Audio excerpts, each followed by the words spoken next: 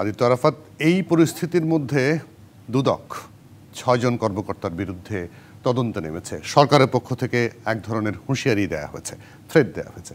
এখন আমি জানি না, থ্রেট দিয়ে দুদকের তরফ থেকে তদন্ত করে কি আন্দোলন ঠেকানো যাবে, বা আদৌ আসলে দুদকের কাছে নিশ্চয়ই এমন কোনো তথ্য আছে যাতে তারা তদন্তে নেমেছে?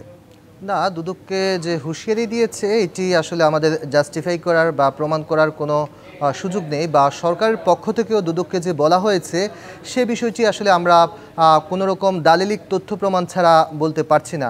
তবে আমরা যেটি দেখতে পাচ্ছি যে যারা আন্দোলনে আছে, অর্থাৎ আপনি জানেন যে এনবিআর সংস্কার ঐক্য পরিষদের যে প্রধান সভাপতি সহ এখানে আন্দোলনে যারা নেতৃত্ব দিচ্ছেন তাদের বিষয়ে আজকে দুদকের পক্ষ থেকে জানানো হয়েছে যে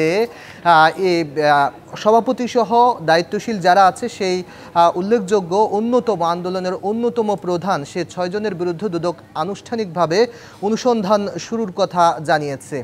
এবং তাদের কাছে দুদক যেটি বলছে যে তাদের বিষয়ে সুনির্দিষ্ট অভিযোগ রয়েছে। তারা ঘুষ বাণিজ্যের সঙ্গে, অর্থাৎ আপনি জানেন এনবিআরে এমনিতেই নানা রকম অনিয়ম দুর্নীতি আছে, এবং সে বিষয়ে দুদক বলছে তাদের কাছে সুনির্দিষ্ট অভিযোগ রয়েছে।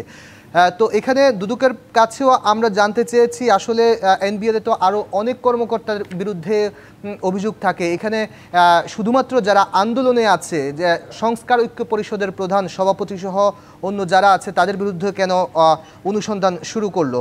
সেখানে দুদকের পক্ষ থেকে যেটি বলা হচ্ছে যে তাদের কাছে যে ৬টি নাম আছে তাদের বিষয়ে আগে অভিযোগ ছিল, এবং সেই অভিযোগগুলো তারা যাচাই বাছাই করেছেন, এবং যাচাই বাছাই করার পর তারা অনুসন্ধানের সিদ্ধান্ত নিয়েছেন। এবং দুদকের পক্ষ থেকে দাবি করা হচ্ছে যে আন্দোলনের সাথে দুদকের যে অনুসন্ধানের সিদ্ধান্ত নেওয়ার বিষয়ে কোনো যোগসূত্র নেই, এবং ও আন্দোলনকে চিন্তা করে দুদক কোনো ব্যবস্থা নিয়েছে। এটি দুদক দাবি করছে যে তারা আন্দোলনকে কেন্দ্র করে তারা কোনো ব্যবস্থা নিচ্ছে না, এবং তাদের কাছে কোনো চাপ নেই বলে দাবি করছে।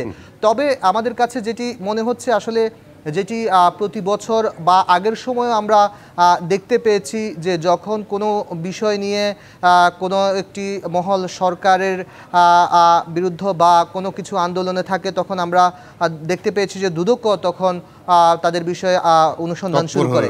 তো এখন দুদক দাবি করছে যদিও যে সেই অবস্থা এখন আর নেই। দুদক তাদের যে আইন আছে, তাদের যে বিধি আছে, সেই বিধি অনুযায়ী ব্যবস্থা নিয়েছে। কিন্তু দুয়ে তো চার্ট মিলে যায় আদিত্য আরাফাত। মানে এই সময়টা যদিও তাদের বিরুদ্ধে অভিযোগ ছিল, তদন্ত করেছিল, এমন একদিনে তদন্ত শুরু হওয়ার তথ্য জানানো হলো যেদিন তাদেরকে সরকারের পক্ষ থেকে এক ধরনের হুঁশিয়ারি দেওয়া হয়েছে যে আন্দোলন বন্ধ করে কাজে যোগ না দিলে চাকরি নাও থাকতে পারে।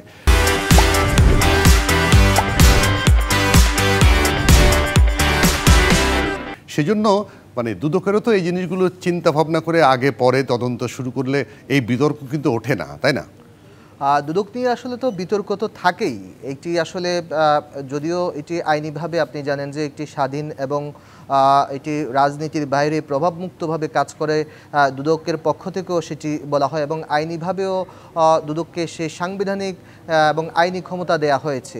তবুও ঘুরে ফিরে সরকার বা সময়ের পালাবদল হলেও আমরা সে বিষয়টি, আপনি যে প্রশ্নটি করেছেন সেটি আমরা দেখতে পাই, এবং গণমাধ্যম কর্মী হিসেবেও আমাদের কাছে এটি আসলে প্রশ্ন তো আসলে থেকেই যায়। কারণ এখানে আমাদেরও প্রশ্ন থাকে, যখন আন্দোলন যারা করছে সে আন্দোলনকারীদের বিষয়ে দুদক অনুসন্ধান শুরু করেছে। তবে দুদকের কাছেও যে উত্তরটি দুদক দিয়েছে, দুদকও সেখানে আইনের বাইরে গিয়ে কোনো কিছু করেনি।